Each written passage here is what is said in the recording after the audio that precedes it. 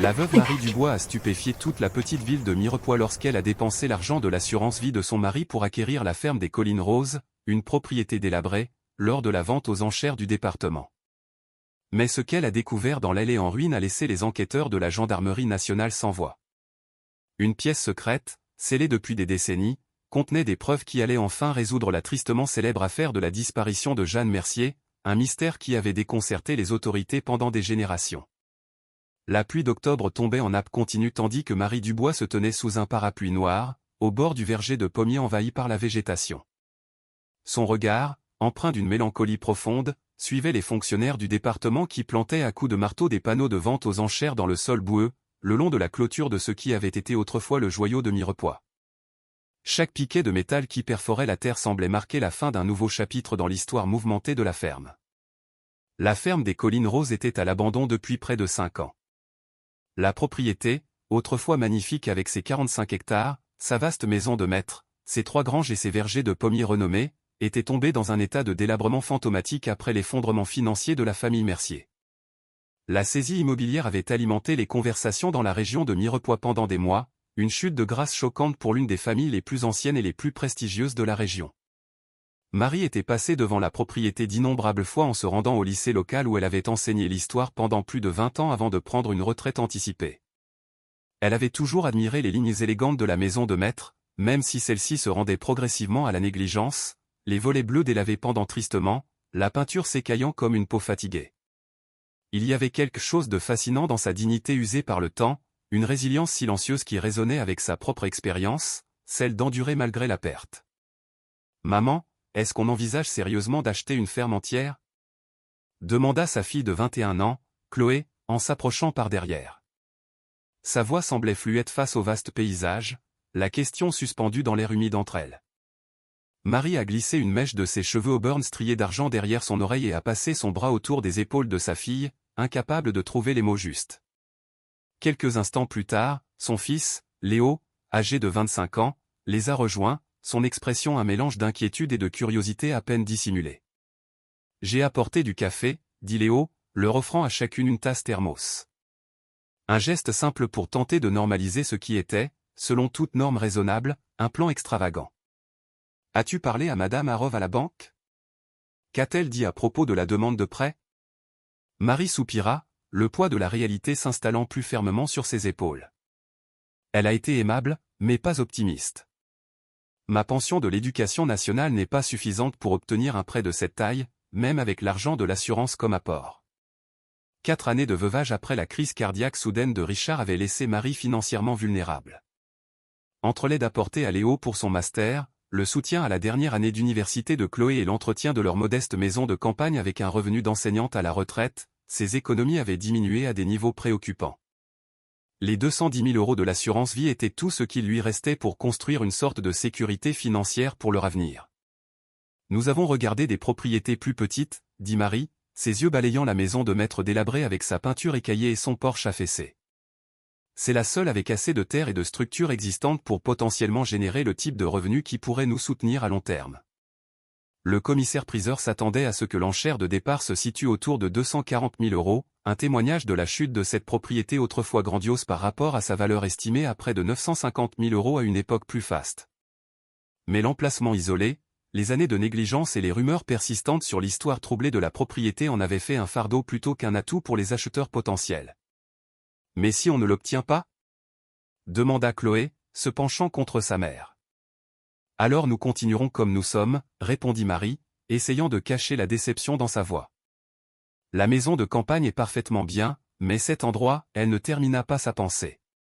Cet endroit avait déclenché quelque chose en elle dès l'instant où elle avait vu l'annonce de la vente.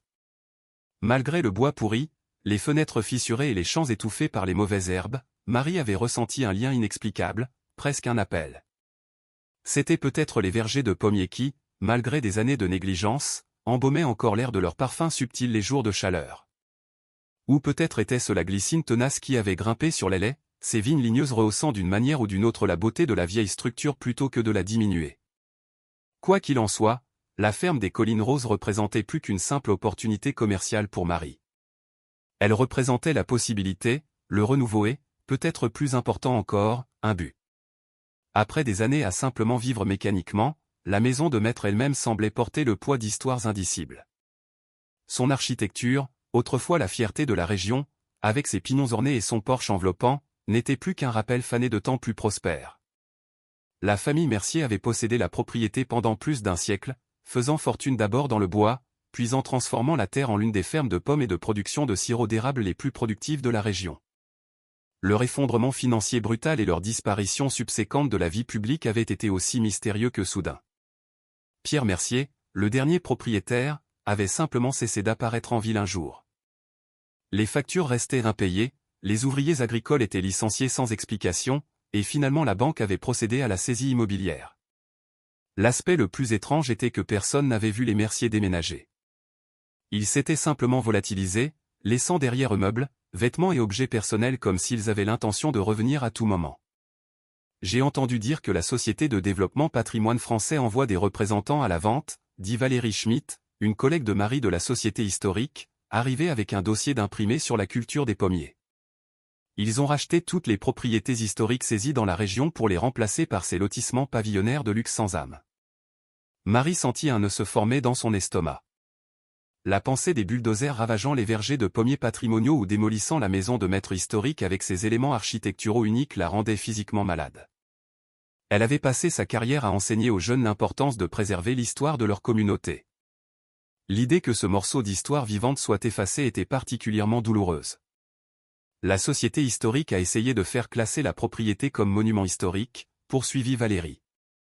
Mais sans accès pour documenter pleinement les éléments historiques, et avec la famille Mercier indisponible pour fournir les archives, la pétition est restée bloquée en commission. Ce soir-là, après le départ de Valérie et que les enfants furent couchés, Marie s'assit à sa table de cuisine, entourée d'imprimés, de lettres de refus de prêt et de l'annonce de la vente. Elle traça du doigt une photographie de la ferme des Collines Roses à son apogée, les vergers de pommiers en pleine floraison, la maison de maître fraîchement peinte, la famille Mercier posant fièrement sur les marches du perron pour un reportage de magazine sur l'innovation agricole en 1968. L'article citait Pierre Mercier, « Cette terre appartient à ma famille depuis des générations. Nous ne nous contentons pas de la cultiver. Nous sommes les gardiens de son héritage. Il y a des histoires dans ces champs, dans les murs de cette maison, qui méritent d'être rappelées. » Marie se demanda quelles histoires ces murs pouvaient contenir et si elle était vraiment prête à assumer la responsabilité de les préserver. Les calculs financiers devant elle étaient décourageants. Même si elle parvenait d'une manière ou d'une autre à acheter la propriété avec l'argent de son assurance et le petit prêt qu'elle avait obtenu de la caisse de crédit mutuel, les coûts de réhabilitation seraient énormes. Les vergers de pommiers devraient être rajeunis, la maison nécessiterait des réparations importantes, les granges auraient besoin de travaux structurels avant de pouvoir être utilisées en toute sécurité. Et tout cela devrait se faire alors qu'elle continuerait à vivre de sa maigre pension pour mettre de la nourriture sur la table et payer les impôts fonciers. C'est peut-être de la folie, murmura-t-elle à la cuisine vide. Papa aurait adoré cette idée, vint la voix de Léo depuis l'embrasure de la porte, la surprenant. Marie leva les yeux pour voir son fils appuyé contre le cadre de la porte, sa grande silhouette découpée par la lumière du couloir. Chaque année qui passait, il ressemblait davantage à Richard. Les mêmes yeux pensifs, la même confiance tranquille. Ton père a toujours été celui qui prenait des risques, dit-elle, un sourire triste se dessinant sur ses lèvres. J'étais celle qui insistait pour avoir des plans de secours. Il est peut-être temps pour toi de t'inspirer de lui, suggéra Léo en s'asseyant en face d'elle. Tu as passé 4 ans à prendre soin de nous, à t'assurer que nous restions sur la bonne voie après la mort de papa. C'est peut-être ta chance de construire quelque chose pour toi. Ces mots la touchèrent profondément.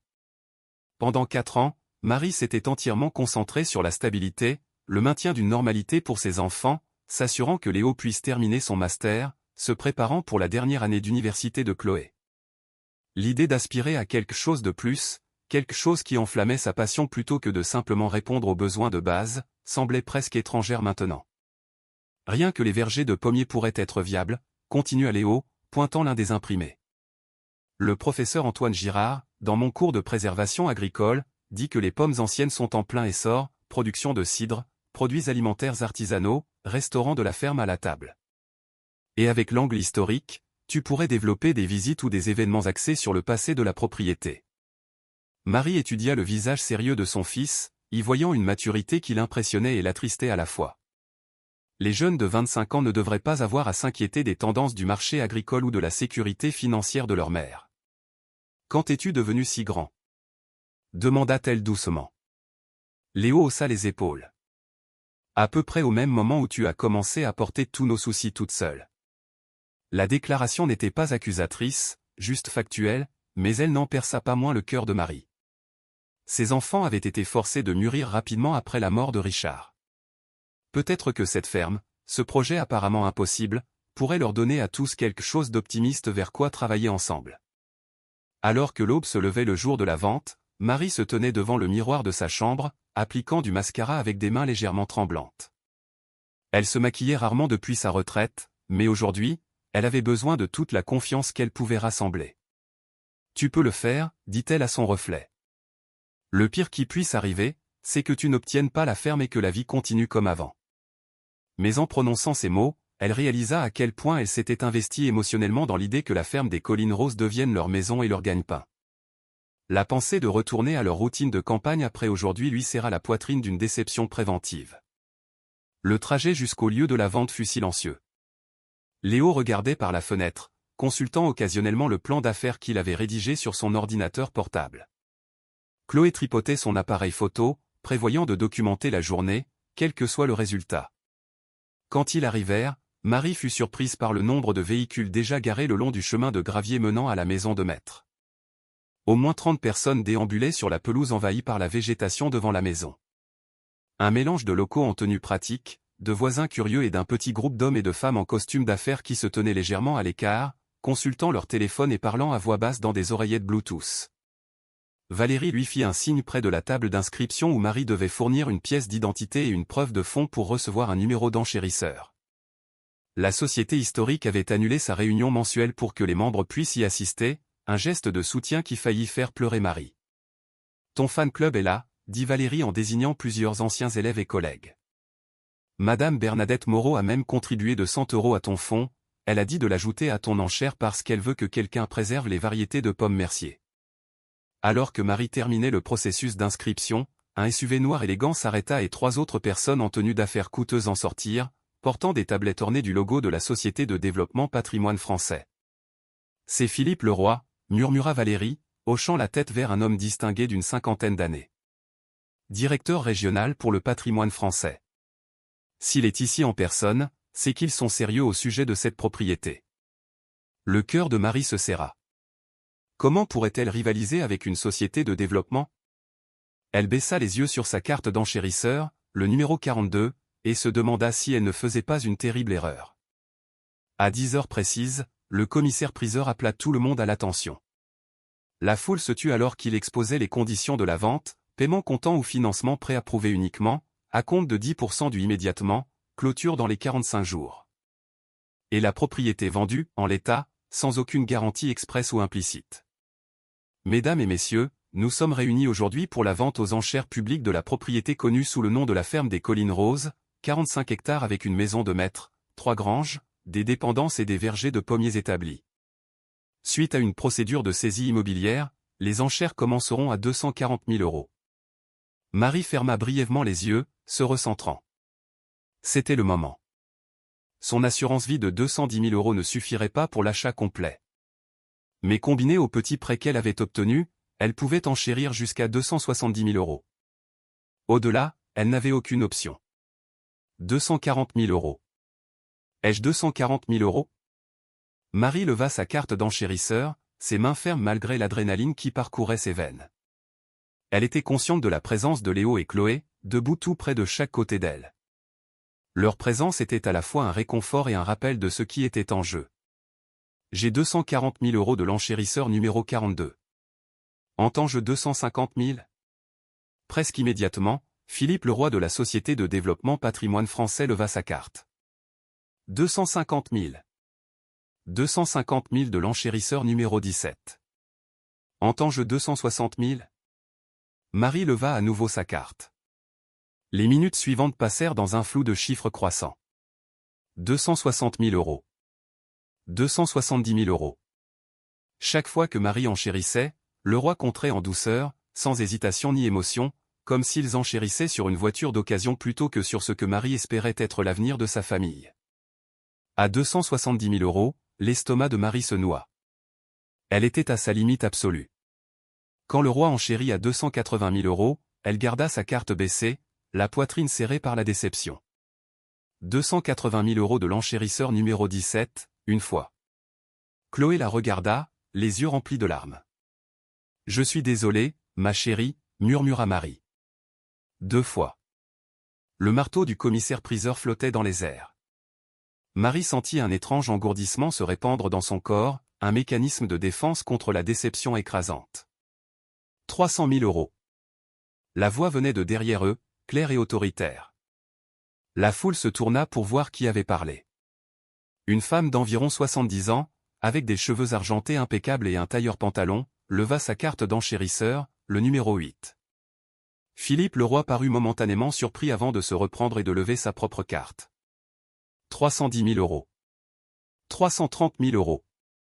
Contra la femme aux cheveux argentés sans hésitation. Un murmure parcourut la foule. La propriété, dans son état actuel, ne valait pas beaucoup plus de 280 000 euros selon la plupart des estimations locales. L'enchère entrait maintenant dans un territoire qui défiait le sens économique conventionnel. Tandis que le roi consultait brièvement ses collègues, Marie étudia la femme qui était entrée dans l'enchère de manière si inattendue. Il y avait quelque chose de vaguement familier chez elle, bien que Marie ne puisse se souvenir où elle aurait pu la voir auparavant. 340 000 euros, dit le roi, sa voix légèrement moins confiante qu'auparavant. 370 000 euros, répondit la femme immédiatement. Un soupir collectif s'éleva de la foule. Le roi parla de toute urgence dans son oreillette Bluetooth, son expression de plus en plus frustrée. Finalement, il secoua la tête en direction du commissaire-priseur. 370 000 euros, une fois. 2 fois. Le commissaire-priseur balaya la foule du regard à la recherche d'enchères supplémentaires. N'en trouvant aucune, il abattit son marteau avec un craquement sec. Vendu à l'enchérisseur numéro 8 pour 370 000 euros. La tension s'échappa du corps de Marie, laissant derrière elle une douleur creuse. Elle s'était permis d'espérer, de rêver, et maintenant elle devait à nouveau faire face à la réalité. Elle afficha un sourire courageux pour ses enfants. « Nous trouverons autre chose », promit-elle, bien que les mots lui parussent vides, même à ses propres oreilles. Alors que la foule commençait à se disperser, Marie rassembla son courage pour approcher la femme qui avait remporté l'enchère. Il semblait juste de la féliciter et peut-être d'en apprendre un peu plus sur ses projets pour la propriété qui avait, si brièvement, occupé une place si importante dans les rêves de Marie. « Excusez-moi, » dit Marie en s'approchant. « Je voulais juste vous féliciter pour votre achat. » La femme aux cheveux argentés se tourna, étudiant Marie avec des yeux bleus perçants qui ne manquaient rien. « Merci.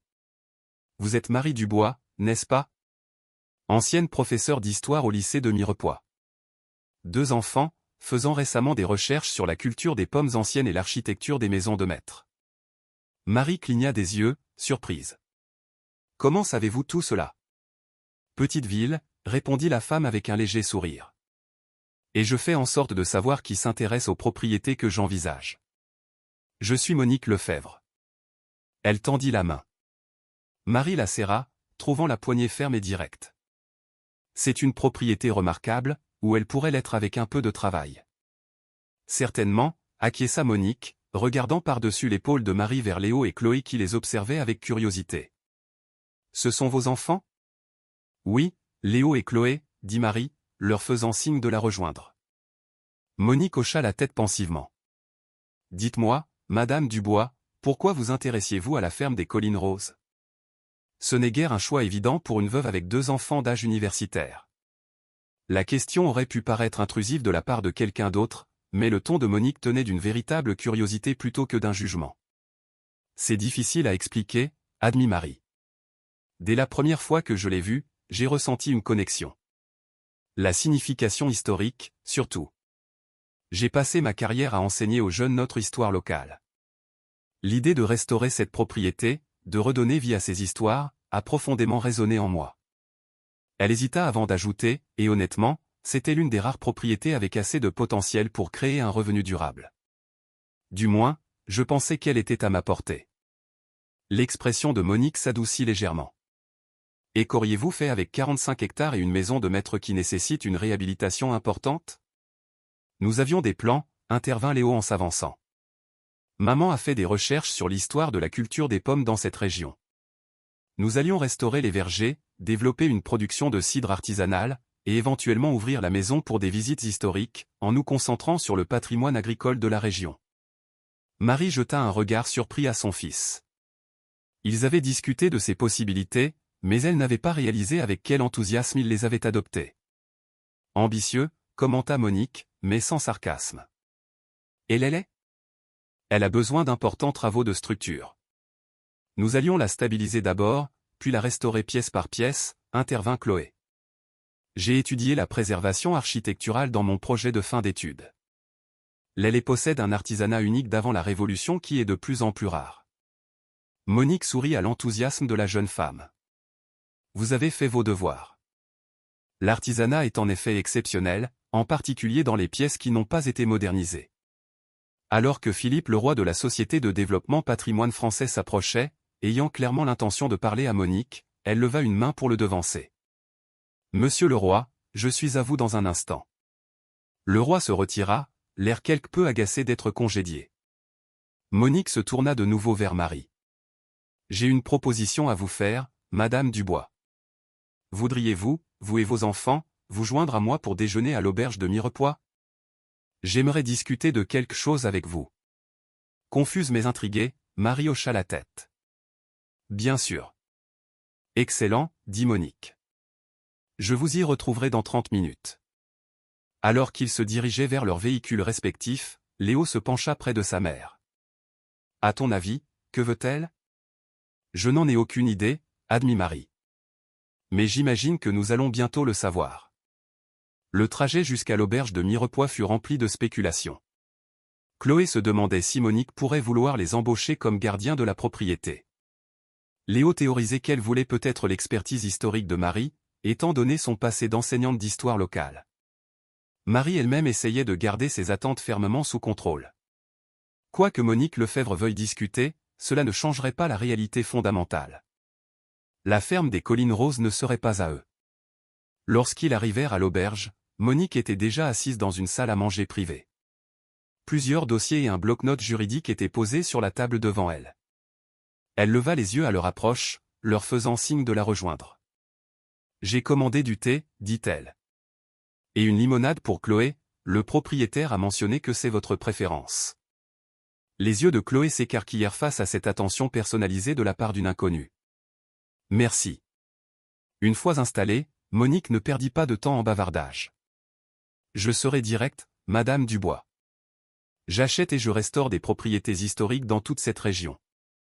Typiquement, je les réhabilite dans leur état d'origine, je documente leur importance historique, et soit je les maintiens comme sites éducatifs, soit je les vends à des acheteurs soigneusement sélectionnés qui apprécient leur patrimoine. Vous avez surenchéri sur la Société de développement patrimoine français, observa Marie. Ils n'ont pas l'habitude de perdre, reconnut Monique. Leur modèle économique dépend de l'acquisition de propriétés comme la ferme des Collines Roses, de la démolition de tout ce qui a une valeur historique, et de son remplacement par des développements génériques qui maximisent le profit par mètre carré, tout en effaçant le patrimoine architectural et agricole de la région. Sa passion était évidente, rappelant à Marie ses propres instincts protecteurs envers les artefacts historiques du musée local. « Alors, vous êtes une conservatrice du patrimoine ?» demanda Marie.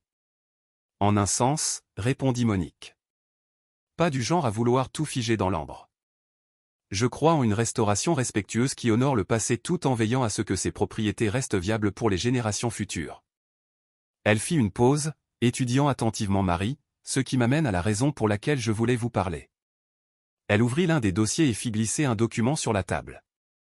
Ceci est une proposition pour un arrangement plutôt non conventionnel concernant la ferme des Collines Roses. J'aimerais que vous le lisiez attentivement. Marie fixa le document que Monique avait placé devant elle, un mélange de confusion et d'espoir prudent s'emparant d'elle. Ses doigts tremblaient légèrement alors qu'elle le saisissait, incertaine de ce à quoi s'attendre. C'était en train de devenir le jour le plus étrange de sa vie. D'abord, perdre l'enchère pour ce qu'elle avait espéré être la maison et l'entreprise de sa famille, et maintenant, assise en face de la mystérieuse gagnante, qui semblait en savoir une quantité inhabituelle sur elle. Prenez votre temps, dit Monique en faisant signe au serveur pour plus de thé. La proposition était dactylographiée sur un papier à en-tête formelle, Fondation du patrimoine Lefebvre. Et alors que Marie commençait à lire, sa confusion ne fit que s'approfondir. Monique Lefebvre ne proposait pas simplement de lui vendre la ferme. Elle offrait un partenariat, un projet de restauration, et ce qui équivalait à un changement de carrière complet, tout en un. Léo se pencha sur l'épaule de sa mère, lisant en silence.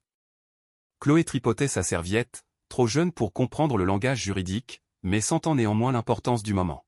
« Je ne comprends pas », dit finalement Marie en levant les yeux du document. « Vous voulez que je vive à la ferme des Collines Roses et que je gère sa restauration historique en tant que votre employé ?» Monique secoua la tête. « Pas en tant qu'employé, en tant que partenaire. Ma fondation conserverait la propriété du bien lui-même, mais vous auriez un bail de 9 ans avec une option d'achat après 5 ans. Vous seriez propriétaire de l'entreprise de pommes et de cidre que vous y créerez. La fondation fournirait le capital initial pour la restauration, l'équipement et les matériaux. »« Pourquoi moi ?» demanda Marie sans détour. « Vous ne me connaissez pas. Je suis une professeure d'histoire à la retraite sans expérience dans la restauration de propriétés. Une veuve avec à peine assez d'économies pour faire l'offre minimale sur une propriété saisie. » L'expression de Monique s'adoucit. « Parfois, la bonne expérience ne se trouve pas sur un CV, Madame Dubois. Vous avez passé votre carrière à enseigner aux jeunes leur patrimoine et leur histoire. Vous comprenez la valeur de la préservation et avez les compétences de recherche pour la documenter correctement. Votre intérêt pour la culture des pommes montre de l'initiative et une véritable passion. » Elle but une gorgée de son thé avant de continuer. « Plus important encore, vous voyez la ferme des Collines Roses pour ce qu'elle pourrait être, pas seulement pour ce qu'elle est maintenant. Cette vision est plus rare que vous ne le pensez. » Marie jeta un coup d'œil à ses enfants, notant l'excitation à peine contenue de Léo et l'émerveillement aux yeux écarquillés de Chloé. « Cela semble trop beau pour être vrai, dit-elle prudemment. Quel est le piège ? » Monique sourit légèrement. « Direct, j'apprécie cela. » Elle se pencha en avant. « Voici le piège, comme vous dites. Le travail sera intensif. Restaurer cette maison, réhabiliter les vergers, documenter l'histoire de la propriété. Ce n'est pas pour les âmes sensibles. Vous travaillerez plus dur que vous ne l'avez jamais fait au lycée, sans résultat garanti. »« Je n'ai pas peur du travail acharné, » répondit Marie. « Je sais, » dit simplement Monique. « C'est pourquoi nous avons cette conversation. » Avant que Marie ne puisse répondre, la porte de l'auberge s'ouvrit et Philippe Leroy de la Société de développement patrimoine français entra, balayant la pièce du regard jusqu'à ce que son regard se pose sur leur table. Son expression se crispa alors qu'il s'approchait. « Madame Lefebvre, dit-il sans reconnaître les autres. J'aimerais discuter de la propriété des Collines Roses. La Société de développement patrimoine français est prête à vous faire une offre généreuse. 450 000 € en espèces, clôture immédiate. » Monique ne leva même pas les yeux de son thé. « La propriété n'est pas à vendre, monsieur Leroy, comme je crois l'avoir clairement indiqué à la vente. » Le professionnalisme de Leroy vacilla légèrement. « Vous faites une erreur. Cette propriété est stratégiquement située pour notre développement Léo de Mirepoix. Le retour sur investissement prévu. » Monsieur Leroy, l'interrompit Monique, le regardant enfin. « Je suis en train de déjeuner et d'avoir une discussion d'affaires privées. Votre offre est refusée. Le montant est sans importance. » Le visage du promoteur rougit. « Vous n'avez pas sérieusement l'intention de restaurer cette maison de maître délabrée. Les coûts de réhabilitation seuls seraient. Ne vous concerne en rien, » termina Monique pour lui. « Bonne journée, monsieur Leroy. » Pendant un instant, il sembla que Leroy pourrait argumenter davantage, mais quelque chose dans le regard constant de Monique le fit reconsidérer. Avec un signe de tête sec, il se tourna et partit, la porte se fermant fermement derrière lui. « Il reviendra », commenta Monique en reportant son attention sur Marie. La Société de développement patrimoine français a acheté 8 propriétés dans cette région au cours de la dernière année. Ils assemblent des terrains pour un développement massif. L'emplacement et les droits d'eau de la ferme des Collines Roses la rendent particulièrement précieuse pour eux.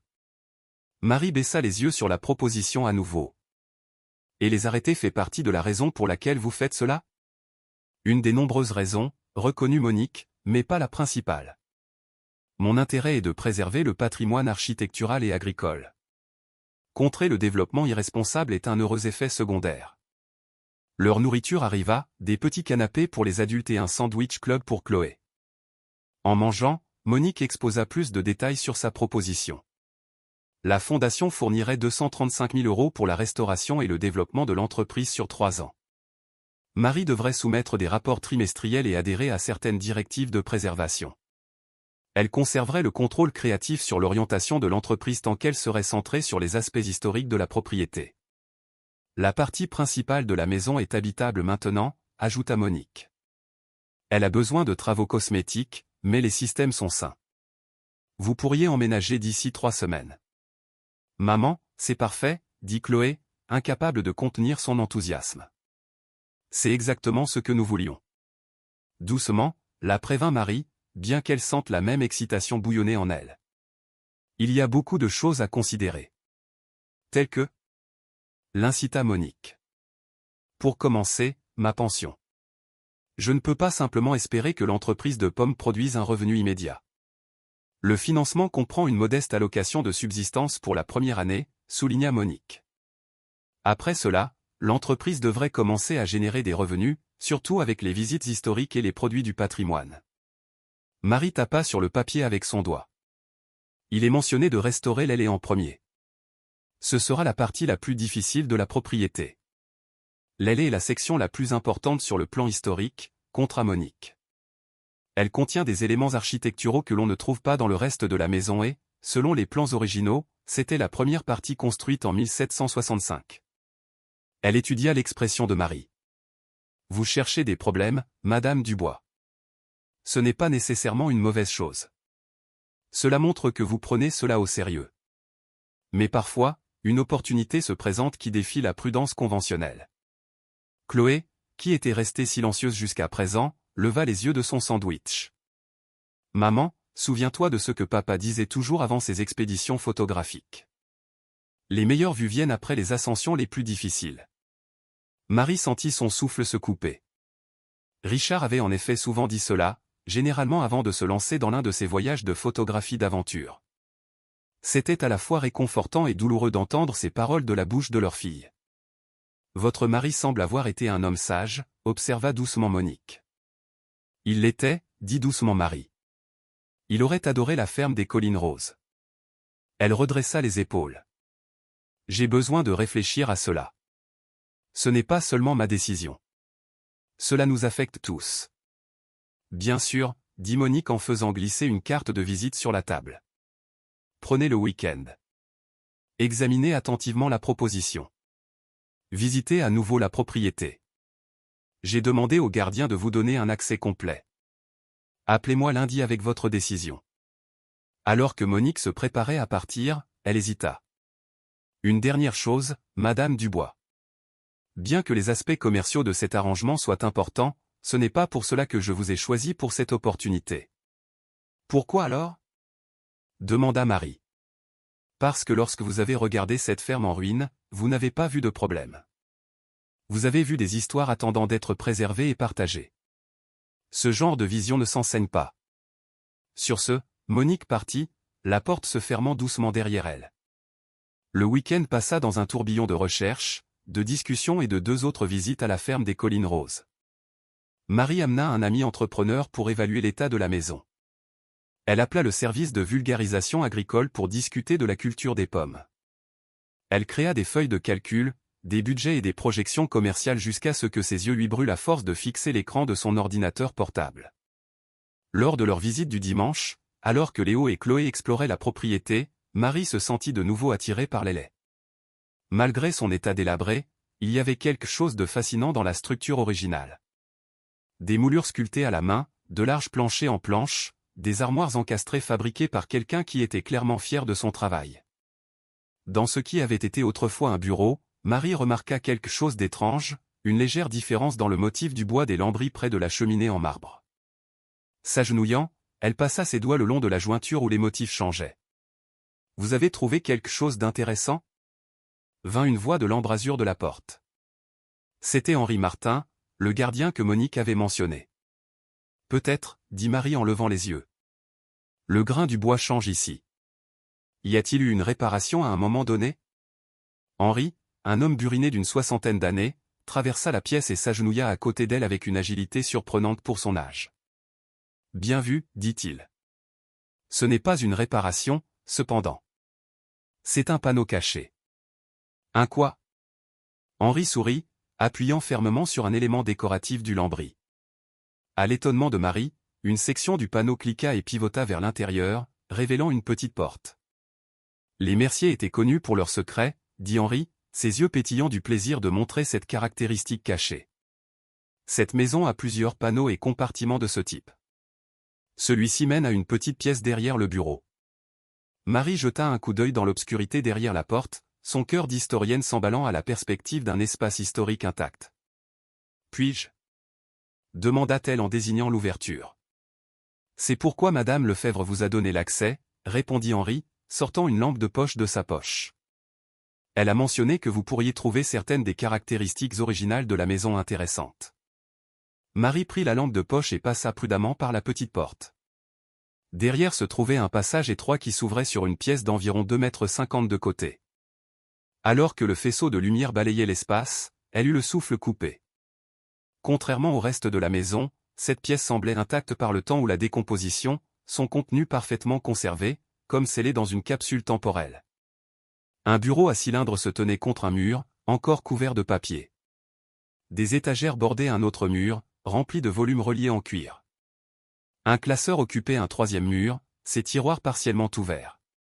Plus remarquablement, les murs eux-mêmes étaient couverts de photographies, de coupures de journaux et de cartes dessinées à la main, toutes reliées par de la ficelle rouge, comme dans un roman policier.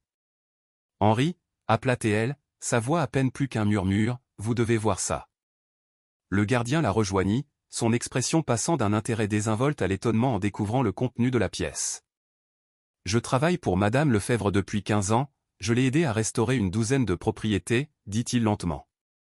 Je n'ai jamais rien vu de tel. Cette pièce n'a pas été ouverte depuis des décennies. » Marie se déplaça prudemment vers le bureau, examinant les papiers sans les toucher. Il semblait être des notes, de la correspondance et ce qui ressemblait à des rapports d'enquête. Un nom apparaissait à plusieurs reprises, Jeanne Mercier. L'affaire Jeanne Mercier, souffla Marie, les implications lui apparaissant soudainement. Ce devait être la salle d'enquête de Pierre Mercier. Henri hocha lentement la tête. Cela aurait du sens. Pierre était obsédé par la disparition de sa grand-mère. C'était le mystère familial. Jeanne Mercier, disparue sans laisser de traces en 1953, laissant derrière elle son mari et son jeune fils. Marie connaissait l'histoire. Tout le monde dans la région la connaissait. Jeanne Mercier, la belle et vibrante matriarche de la famille Mercier, avait disparu un soir d'été. Personne n'a jamais été retrouvé. Aucune rançon demandée. Aucune preuve de ce qui s'était passé. L'affaire était devenue l'un des mystères les plus tenaces de la région, donnant naissance à d'innombrables théories, des plus banales aux plus surnaturelles.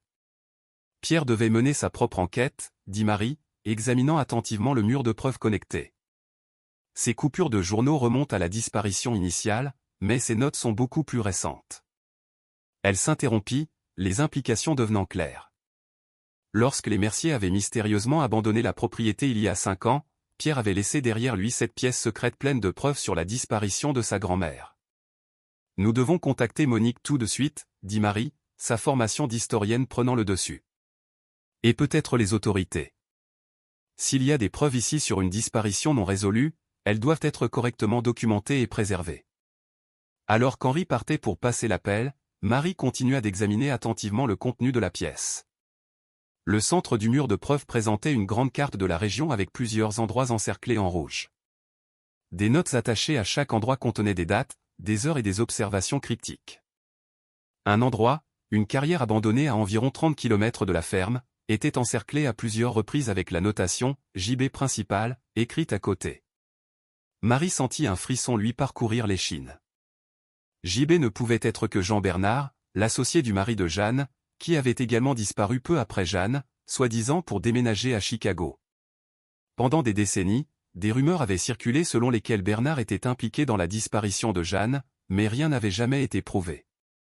Alors qu'elle se tournait pour examiner le classeur, Marie remarqua un petit coffre-fort caché sous le bureau, sa porte entr'ouverte. À l'intérieur se trouvait un seul objet, un journal en cuir usé avec les initiales JM gravées sur la couverture. Le journal personnel de Jeanne Mercier. Avec des mains tremblantes, Marie ouvrit prudemment le journal à sa dernière entrée, datée de la veille de la disparition de Jeanne. Le cœur de Marie battait la chamade alors qu'elle tournait délicatement les pages fragiles. La dernière entrée lui glaça le sang. 15 juin 1953. J'ai trouvé les registres. J'en détourne de l'argent de l'entreprise depuis des années en utilisant des comptes à l'étranger. Quand je l'ai confronté, il m'a menacé. Il a dit que personne ne croirait une femme hystérique plutôt que lui. Il ne se rend pas compte que j'ai fait des copies de tout. Demain, je les apporterai à Robert à la banque. S'il m'arrive quelque chose, JB est responsable. La preuve se trouve dans le verger ouest, sous l'ange de pierre. Marie fixa les mots, leurs implications la frappant comme un coup physique. Ce n'était pas seulement une curiosité historique. C'était une preuve dans une disparition non résolue, potentiellement un meurtre. Madame Dubois appela Henri depuis l'embrasure de la porte. Madame Lefebvre est en route.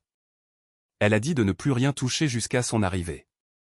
Marie hocha la tête, fermant soigneusement le journal et le replaçant exactement là où elle l'avait trouvé. Nous devons aussi contacter la gendarmerie. Cette pièce contient des preuves sur la disparition de Jeanne Mercier.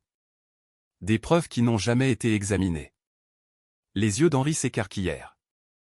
Après toutes ces années. Marie recula du bureau, son esprit tourbillonnant avec les implications de ce qu'ils avaient découvert.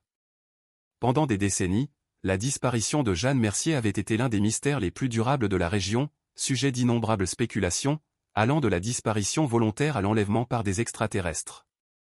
La vérité, semblait-il, était bien plus banale et tragique, la trahison d'un associé est probablement un meurtre pour couvrir des crimes financiers. Maman, la voix de Chloé résonna depuis la partie principale de la maison. Où es-tu? Ici, appela Marie en se dirigeant vers la porte cachée. J'ai trouvé quelque chose d'extraordinaire. Lorsque Léo et Chloé la rejoignirent dans la pièce secrète, leurs réactions reflétèrent sa propre stupéfaction. Léo commença immédiatement à tout photographier avec son téléphone, en prenant soin de ne déranger aucun objet, tandis que Chloé se tenait transfixée devant le mur de preuves connectées. Pierre Mercier enquêtait sur la disparition de sa grand-mère, expliqua Marie en désignant les divers éléments sur le mur. Et il était sur le point de la résoudre. Regardez ses notations sur la carrière et les coordonnées de la carte. Il avait compris où son corps pouvait se trouver. Mais s'il était si près de la résoudre, pourquoi a-t-il tout abandonné? Demanda Léo, zoomant sur une photographie de Jeanne Mercier debout à côté d'un homme grand et distingué, étiqueté JB à l'encre fanée. Marie se posait la même question. Quelque chose a dû se passer. Quelque chose qui l'a fait partir soudainement sans rien emporter avec lui. Ou quelqu'un l'a fait partir, suggéra doucement Chloé. La pensée resta suspendue dans l'air, troublante dans sa plausibilité. Si Jean-Bernard avait effectivement assassiné Jeanne Mercier pour couvrir des détournements de fonds, et si Pierre était sur le point de le prouver, les descendants de Bernard auraient-ils pu menacer Pierre? Monique Lefebvre arriva 40 minutes plus tard, accompagnée du capitaine Stéphane Garnier, un homme sérieux d'une cinquantaine d'années que Marie connaissait pour l'avoir vu lors d'événements communautaires. Le calme habituel de Monique vacilla momentanément alors qu'elle entrait dans la pièce secrète, ses yeux vifs absorbant les preuves préservées. Remarquable, souffla-t-elle. Lorsque l'évaluation de la restauration a noté de possibles éléments architecturaux cachés, je n'aurais jamais imaginé cela. Le capitaine Garnier se déplaça prudemment dans le petit espace, son œil exercé cataloguant les détails. C'est maintenant potentiellement une scène de crime, dit-il. Nous devrons faire venir des spécialistes de la police scientifique pour tout documenter correctement. Marie expliqua ce qu'ils avaient trouvé, lui montrant le journal de Jeanne et sa dernière entrée accablante. L'ange de pierre qu'elle mentionne, dit Monique pensivement. Ce serait dans le cimetière familial du côté ouest de la propriété. C'était autrefois un jardin orné, bien qu'il soit maintenant envahi par la végétation. Le capitaine hocha la tête. Nous devrons enquêter sur cette zone immédiatement. Il se tourna vers Henri. Quelqu'un a-t-il perturbé cette partie de la propriété récemment? Pas que je sache, répondit le gardien. Cette section a été complètement négligée pendant des années. La végétation est si dense qu'on peut à peine voir les pierres tombales. Alors que les gendarmes arrivaient pour sécuriser la scène, Marie, ses enfants, Monique et Henri se déplacèrent dans la partie principale de la maison. La cuisine, bien que poussiéreuse, offrait assez d'espace propre pour qu'ils s'assoient pendant que les déclarations officielles étaient prises et que des arrangements étaient faits pour une enquête approfondie de la pièce secrète et du cimetière familial. « Saviez-vous cela lorsque vous avez acheté la propriété ?» demanda directement le capitaine Garnier à Monique. Elle secoua la tête. « Je savais que la maison avait une importance historique et contenait probablement des secrets architecturaux. La plupart des maisons de cette envergure de l'époque en ont. Mais je n'avais aucune idée d'une salle d'enquête cachée. Mon intérêt était de préserver les éléments architecturaux et le patrimoine agricole. » Le capitaine se tourna vers Marie. « Et vous avez trouvé cela par accident ?» ?»« Oui, » confirma-t-elle. « J'ai remarqué une irrégularité dans le motif des lambris. Henri m'a montré comment ouvrir le panneau, mais il ne connaissait pas non plus la pièce avant aujourd'hui. Au fil de la journée, la propriété se transforma d'une ferme abandonnée et tranquille en une ruche d'activité. Les techniciens de la scène de crime documentaire et enlevèrent soigneusement les objets de la pièce secrète. Une équipe avec un équipement de radar à pénétration de sol se dirigea vers le cimetière envahi par la végétation. Les camionnettes des chaînes d'information commencèrent à apparaître aux portes de la propriété, tenues à distance par les adjoints alors que la nouvelle d'une avancée potentielle dans l'affaire la plus célèbre de la région se répandait.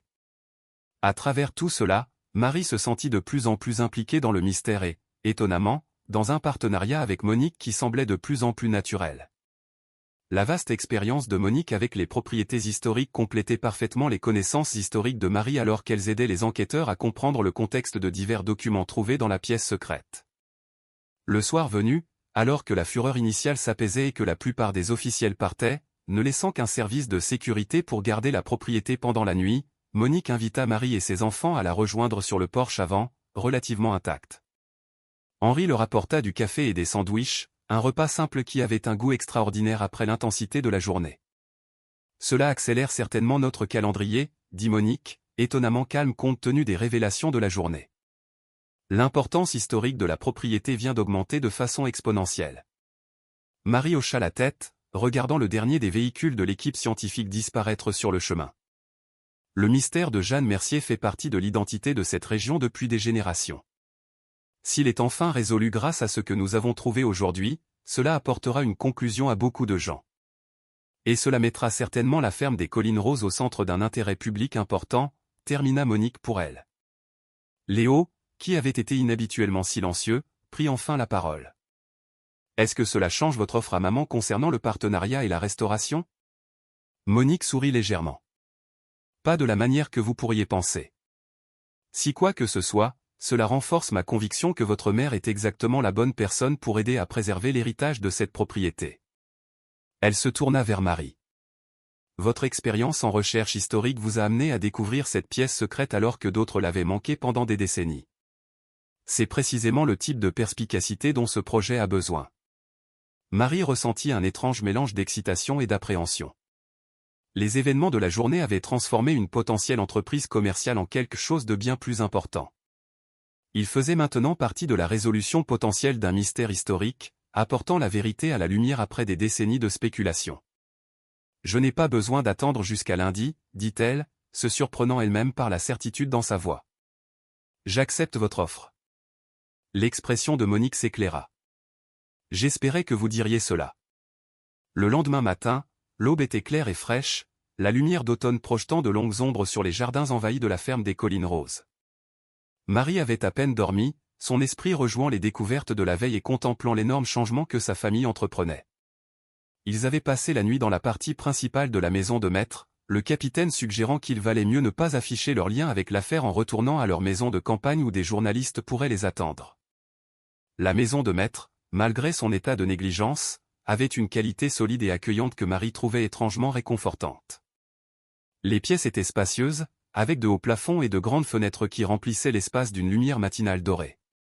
Elle pouvait imaginer à quoi elle ressemblerait une fois restaurée, les boiseries d'origine refinie, les murs fraîchement peints dans des couleurs historiquement exactes, les sols poncés et polis pour révéler leurs motifs complexes. Le capitaine Garnier arriva peu après le petit déjeuner, son expression révélant des nouvelles avant même qu'il ne parle. « Nous avons trouvé quelque chose, » dit-il sans préambule. Exactement là où le journal de Jeanne l'indiquait, sous l'ange de pierre dans le cimetière familial. Marie et Monique échangèrent un regard. Des restes humains? Demanda doucement Monique. Le capitaine hocha la tête. Un squelette enterré dans ce qui semble être une tombe peu profonde qui a ensuite été paysagée. L'anthropologue judiciaire estime qu'il est là depuis environ 70 ans, ce qui correspond à la chronologie de la disparition de Jeanne. Nous aurons besoin de tests ADN pour une confirmation absolue, mais l'emplacement correspond exactement à ce qui était décrit dans son journal. Il y a plus, continua-t-il. Nous avons trouvé une boîte en métal enterrée avec les restes. Elle contenait des documents, des registres et des dossiers financiers montrant un détournement de fonds systématique des entreprises Mercier par Jean Bernard sur une période de plusieurs années. Il semble que Jeanne ait caché les preuves là où elle pensait qu'elle serait en sécurité, mais n'a jamais eu la chance de les révéler à quiconque. Les implications étaient à la fois troublantes et profondes. Jeanne Mercier avait apparemment été assassinée pour l'empêcher de dénoncer les crimes de Bernard. Son corps caché sur sa propre propriété et la vérité enterrée pendant 70 ans. Et Pierre Mercier? Demanda Léo. Ses enquêtes semblaient pointer vers la carrière, pas le cimetière familial. Et pourquoi a-t-il disparu il y a 5 ans, laissant toutes ces preuves derrière lui? L'expression du capitaine devint plus troublée. C'est l'autre développement. Sur la base des informations trouvées dans la pièce secrète, nous avons obtenu un mandat pour perquisitionner la propriété de la carrière abandonnée. Ce matin, en utilisant des chiens de recherche de restes humains, nous y avons également trouvé des restes humains, beaucoup plus récents, estimés à 5 ou 6 ans. Un frisson parcourut Marie. Vous pensez que Pierre a été tué parce qu'il se rapprochait de la vérité sur sa grand-mère? C'est une théorie de travail, confirma le capitaine Garnier. La propriété de la carrière appartient à la holding Bernard SARL depuis les années 1960. Le PDG actuel est Nicolas Bernard, le petit-fils de Jean Bernard. Les yeux de Monique se plissèrent. Nicolas Bernard est aussi le principal investisseur de la Société de développement patrimoine français. Le lien se fit, comme les gorges d'une serrure. Nicolas Bernard, par l'intermédiaire de la Société de développement patrimoine français, avait tenté agressivement d'acquérir la ferme des Collines Roses, la propriété même qui contenait les preuves des crimes de son grand-père. S'il avait effectivement fait taire Pierre Mercier lorsque l'enquête s'était trop approchée de la vérité, il aurait eu toutes les raisons de vouloir que la ferme soit démolie et ses secrets enterrés à jamais sous un lotissement moderne. Le capitaine hocha la tête sombrement. Nous avons obtenu des mandats pour la maison, les bureaux et les dossiers financiers de Nicolas Bernard. La gendarmerie nationale a été saisie en raison de la nature transgénérationnelle des crimes et des implications potentielles de fraude financière. Au fil de la journée, l'histoire éclata dans les nouvelles locales, puis nationales. Dans l'après-midi, la ferme des Collines Roses était devenue le centre d'une tempête médiatique, avec des journalistes regroupés aux portes de la propriété et des hélicoptères passant occasionnellement au-dessus pour des images aériennes. Marie, observant la frénésie depuis la paix relative du porche de la maison de maître, ressentit un détachement surréaliste de tout cela. Quelques jours auparavant, elle était une veuve et une enseignante à la retraite avec de modestes rêves de créer une petite entreprise. Maintenant, elle était au centre de ce qui était qualifié de l'une des percées les plus remarquables dans une affaire non résolue depuis des décennies. « Vous avez des regrets ?» demanda Monique en la rejoignant sur le porche avec 2 tasses de thé. Marie réfléchit attentivement à la question. « Pas sur le partenariat ou la restauration, dit-elle finalement. » L'attention est écrasante. Monique hocha la tête, compréhensive. Cela s'estompera éventuellement. Le cycle médiatique passe vite de nos jours. Mais l'importance historique de ce qui s'est passé ici, cela perdurera. C'est précisément pourquoi la préservation de cette propriété est encore plus importante maintenant. Ce n'est pas seulement un trésor architectural ou une entreprise potentielle, réalisa Marie à voix haute. C'est un morceau d'histoire vivante, un lieu où la vérité a été à la fois cachée et finalement révélée. Monique sourit avec approbation. Exactement. Plus tard dans l'après-midi, alors que les équipes scientifiques continuaient leur travail dans le cimetière et que les enquêteurs traitaient les preuves de la pièce secrète, Marie reçut un visiteur inattendu. Une voiture noire élégante s'arrêta devant la maison de Maître et Philippe Leroy de la Société de développement patrimoine français en sortit, l'air visiblement mal à l'aise. Henri l'escorta jusqu'au porche où Marie et Monique examinaient les plans de restauration préliminaires. Madame Dubois, Madame Lefebvre, commença formellement le roi. Je suis venu pour retirer officiellement l'intérêt de la Société de développement patrimoine français pour cette propriété. Marie échangea un regard avec Monique, dont l'expression resta soigneusement neutre.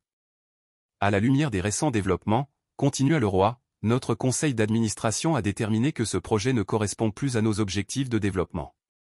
De plus, je tiens à préciser personnellement que la Société de développement patrimoine français n'avait aucune connaissance des motivations personnelles de Nicolas Bernard concernant cette propriété. Se distancer d'un suspect potentiel de meurtre semble prudent, observa froidement Monique. La mâchoire de Leroy se contracta. La Société de développement patrimoine français opère avec une transparence et des normes éthiques complètes. L'investissement de Bernard était purement financier. Il n'avait aucune influence sur les cibles d'acquisition ou la stratégie. Pourtant, vous avez poursuivi cette propriété avec une agressivité inhabituelle, nota Marie, offrant bien au-dessus de la valeur du marché malgré son état. Sur l'insistance de Bernard, bien que nous n'ayons pas compris pourquoi à l'époque, admit le roi à contre-cœur. Il a été démis du conseil d'administration avec effet immédiat. Après le départ de le roi, Monique se tourna vers Marie avec un léger sourire. Un obstacle de moins. La Société de développement patrimoine français n'essaiera plus de construire autour de nous maintenant. La publicité négative seule dévasterait leur vente.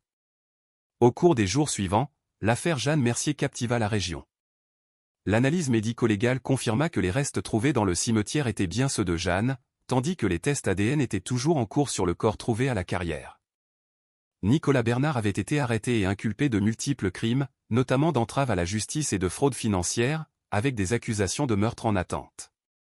Alors que l'enquête se poursuivait au milieu du drame juridique en cours, Marie commença le travail pratique de transition de sa vie. Elle soumit sa démission du conseil d'administration de la société historique, s'arrangea pour que leur maison de campagne soit louée plutôt que vendue, et travailla avec Monique pour développer un plan de restauration détaillé pour la ferme des Collines Roses. Nous devrions commencer par les laits, suggéra Monique en étalant les dessins d'architecture sur la table de la salle à manger de la maison de maître, non seulement en raison de son importance historique, mais parce qu'elle a maintenant une importance documentée dans l'affaire Mercier. Marie acquiesça. La pièce secrète nécessitera une attention particulière. Une fois l'enquête terminée, nous devrions la préserver exactement comme Pierre l'a laissée, peut-être dans le cadre de visites historiques axées sur l'affaire. Une excellente idée, approuva Monique. La fascination du public pour cette histoire continuera pendant des années. Correctement gérée, elle pourrait fournir un soutien substantiel au projet de restauration globale. Léo et Chloé s'étaient jetés avec enthousiasme dans divers aspects du projet. Léo développait des plans marketing pour l'entreprise de pommes et les visites historiques potentielles, tandis que Chloé avait commencé à documenter les caractéristiques architecturales de la propriété avec des photographies et des notes détaillées. Une semaine après la découverte, Marie se tenait dans les vergers de pommiers alors que le soleil se couchait sur la vallée des Collines Roses. Les arbres envahis par la végétation promettaient encore un renouveau avec des soins appropriés. De ce point de vue, elle pouvait voir les lignes gracieuses de la maison de maître se découpant sur le ciel du crépuscule. Malgré son état usé, la propriété possédait une dignité indéniable, une résilience qui parlait d'histoires rappelées et préservées à travers les générations. Elle entendit des pas derrière elle et se tourna pour trouver Monique s'approchant le long du sentier du jardin. « Vous prenez un moment de paix » demanda la femme plus âgée, sa voix compréhensive. Marie hocha la tête. « J'essaie d'absorber tout ce qui s'est passé. Cela semble encore irréel parfois. Les moments de transformation le sont souvent, observa Monique. Mais ils révèlent de quoi nous sommes capables lorsque nous sommes mis au défi. » Elles restèrent dans un silence complice, regardant les premières étoiles apparaître au-dessus des anciens érables qui bordaient la limite et de la propriété. « Il y a quelque chose que je voulais vous demander, » dit finalement Marie. « Pourquoi m'avez-vous vraiment choisi pour ce projet ?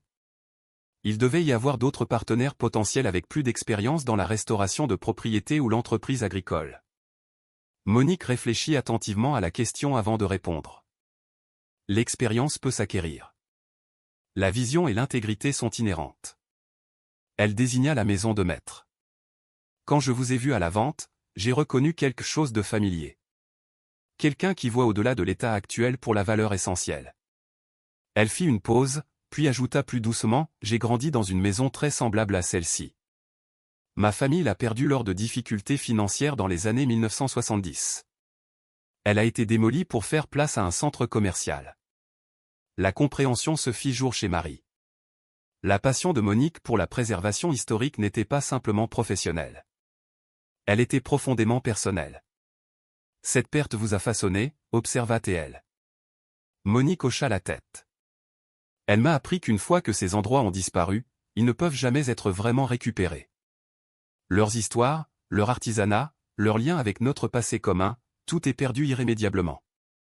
La révélation ajouta une autre dimension à leur partenariat. Ce n'était pas seulement un arrangement commercial ou même un projet de restauration. C'était un engagement partagé pour honorer et préserver les liens entre le passé et le présent. Alors qu'elle retournait vers la maison, Monique hésita et dit, « Il y a une autre chose que vous devriez savoir. Quelque chose que j'ai découvert dans mes recherches sur cette propriété et qui pourrait être significatif compte tenu des événements récents. » Marie la regarda avec attente. Jeanne Mercier n'était pas n'importe quelle femme de la haute société. Avant son mariage, elle a travaillé comme cryptanalyste pendant la Seconde Guerre mondiale. Elle avait un esprit remarquable pour les schémas et les informations cachées. Les yeux de Monique reflétaient la dernière lumière du coucher du soleil. C'est peut-être pour cela qu'elle a pu découvrir les détournements de fonds de Bernard alors que d'autres les avaient manqués. Et c'est peut-être pour cela que Pierre était si déterminé à résoudre sa disparition, ajouta Marie. Il a hérité de sa persévérance ainsi que de son talent pour l'enquête. Le lendemain matin, Marie reçut un appel inattendu du capitaine Garnier. « Madame Dubois, Madame Lefebvre est-elle avec vous ? J'ai des informations que vous devriez toutes les deux entendre. » Monique rejoignit Marie dans le bureau de la maison de maître où elle mirent l'appel sur haut-parleur. Les tests ADN ont confirmé que les restes à la carrière appartiennent à Pierre Mercier, commença le capitaine sans préambule. Et nous avons trouvé des preuves liant directement Nicolas Bernard à sa mort. Quel genre de preuves ? Demanda Marie. Des emails et des dossiers financiers montrant que Bernard suivait l'enquête de Pierre. Et un témoin, l'assistant personnel de Bernard, a accepté de témoigner qu'il avait ordonné la destruction des preuves à la ferme des Collines Roses après la mort de Pierre. Il prévoyait d'entrer dans la propriété pour chercher la pièce secrète, mais la banque a saisi avant qu'il ne puisse s'arranger. Alors ils ont essayé de l'acheter légitimement par l'intermédiaire de la Société de développement patrimoine français, conclut Monique. Et quand cela a échoué parce que vous les avez surenchéris, ils ont essayé de vous l'acheter, ajouta Marie. Exactement, confirma le capitaine. L'assistant prétend que Bernard devenait de plus en plus désespéré d'acquérir la propriété avant que quiconque ne découvre ce que Pierre avait trouvé. Après la fin de l'appel, Marie s'assit tranquillement, traitant l'information. La tragédie de la famille Mercier s'était étendue sur des générations. Jeanne assassinée pour dissimuler des crimes financiers. Et des décennies plus tard, son petit-fils subissant le même sort pour avoir tenté de découvrir la vérité. La restauration de cette propriété ne concerne plus seulement la préservation de l'architecture ou du patrimoine agricole, dit-elle finalement. Il s'agit d'honorer la quête de vérité des Mercier, de leur rendre la justice qu'ils méritaient. Monique hocha la tête solennellement. Un but digne pour notre travail ici. 2 semaines plus tard, alors qu'il se préparait pour le début officiel des travaux de restauration de l'Aillet, Marie emménagea officiellement avec sa famille à la ferme des Collines Roses. Leur bien semblait presque comiquement moderne dans le décor de la maison de maître, mais l'espace ressemblait déjà plus à un foyer que leur maison de campagne ne l'avait jamais fait. L'attention des médias avait commencé à diminuer, se concentrant maintenant sur les procédures judiciaires de Nicolas Bernard plutôt que sur la ferme elle-même. Cela permit à Marie et Monique de se concentrer sur le travail détaillé de planification de la restauration et des futures opérations commerciales. Ce soir-là, alors que le crépuscule s'installait sur la propriété, Marie trouva Léo et Chloé sur le porche avant, partageant des idées sur les produits à base de pommes et les thèmes des visites historiques. Leur enthousiasme était contagieux, leurs visages animés d'une manière qu'elle n'avait pas vue depuis avant la mort de Richard. « Maman, viens voir ce concept pour les brochures de visite », appela Chloé en brandissant son ordinateur portable. Le design présentait une image stylisée de la maison de maître avec le slogan « La ferme des Collines Roses », où l'histoire révèle ses secrets. Marie sourit à la créativité de sa fille. C'est parfait. En rejoignant ses enfants sur le porche, Marie ressentit quelque chose qu'elle n'avait pas éprouvé depuis des années, le sentiment de s'embarquer dans un voyage avec un but et un sens. Ce projet de restauration honorerait non seulement le patrimoine architectural et agricole de la ferme des Collines Roses, mais aussi les individus courageux qui avaient cherché la vérité malgré le coup. La maison de maître derrière eux se découpait sur le ciel qui s'assombrissait. Sa dignité usée était un témoignage d'histoire préservée et de secrets enfin révélés. Quels que soient les défis à venir dans la restauration de cette propriété historique, Marie savait qu'il faisait partie de quelque chose de plus grand qu'eux-mêmes, une récupération non seulement d'un lieu physique, mais d'une vérité longtemps enterrée sous des décennies de dissimulation délibérée. Monique les rejoignit sur le porche, portant un plateau avec 4 verres de cidre. Un toast, suggéra-t-elle, au nouveau départ et aux anciennes vérités. Alors qu'ils levaient leurs verres, Marie ajouta doucement, et à Jeanne et Pierre Mercier, dont la quête de vérité sera enfin honorée. La lumière s'estompa du ciel, mais la maison de maître historique se tenait solide contre l'obscurité grandissante, ses fenêtres brillant d'une lumière accueillante, non plus abandonnées, non plus dissimulant des secrets, mais commençant un nouveau chapitre en tant que lieu où l'histoire serait respectée, préservée et partagée avec les générations à venir. 5 ans plus tard, par une brillante journée d'automne, Marie se tenait sur le porche de la ferme des Collines Roses, observant un groupe d'étudiants en architecture de l'université esquisser les détails de l'allée. La propriété avait dépassé même ses projections les plus optimistes, devenant non seulement une entreprise prospère, mais un centre éducatif, accueillant des cours, des ateliers et des projets de recherche axés sur la préservation historique, l'agriculture durable et les contributions des femmes à la science. La variété de pommes rouges Mercier avait acquis une renommée nationale, avec des jeunes arbres poussant maintenant dans des vergers à travers le pays. La bourse Mercier pour les femmes en sciences agricoles soutenait sa 3e promotion de lauréate, et la conférence commémorative Jeanne Mercier annuelle attirait des universitaires du monde entier. Léo avait terminé son master en gestion agricole et gérait désormais des projets de restauration similaires dans toute la France profonde en tant que bras droit de Monique Lefebvre. Chloé était devenue une architecte du patrimoine respectée, spécialisée dans la réutilisation adaptative de structures historiques, bien qu'elle conçoive toujours tous les supports marketing et les expositions de la ferme des Collines Roses. Monique, maintenant au début de ses 80 ans mais toujours remarquablement énergique, continuait de conseiller et de soutenir le projet de la ferme des Collines Roses tout en poursuivant de nouvelles opportunités de préservation. Son amitié était devenue l'un des aspects les plus chers de la nouvelle vie de Marie. L'affaire Mercier avait disparu des gros titres après la condamnation et l'emprisonnement de Nicolas Bernard, mais son impact continuait de se faire sentir dans la communauté. La révélation de décennies de corruption avait conduit à des réformes importantes dans l'administration locale et à un engagement renouvelé pour la préservation des ressources historiques et naturelles de la région. Alors que Marie regardait les étudiants travailler avec ardeur pour capturer les détails de l'architecture unique de l'Aillet, elle réfléchissait au voyage qui l'avait amenée ici. La douleur de la perte qu'il avait autrefois définie n'avait pas disparu, mais elle s'était transformée, intégrée dans une vie riche de buts, de connexions et de sens.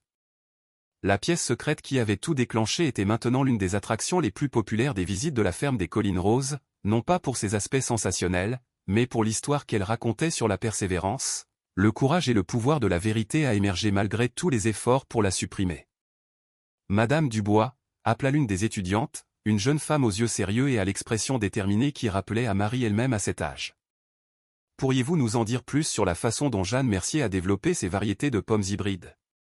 Je suis particulièrement intéressé par ces méthodes expérimentales. Marie sourit en se dirigeant vers le groupe. Je serais ravi. En fait, nous avons ces journaux de recherche originaux dans la bibliothèque. Laissez-moi vous montrer comment une femme remarquable, travaillant il y a 70 ans avec des ressources limitées mais une détermination sans faille, a créé quelque chose qui continue de nous être bénéfique aujourd'hui. Alors qu'elle conduisait les étudiants vers la maison de maître, Marie jeta un coup d'œil en arrière sur les vergers de pommiers, maintenant lourds de fruits mûrissants.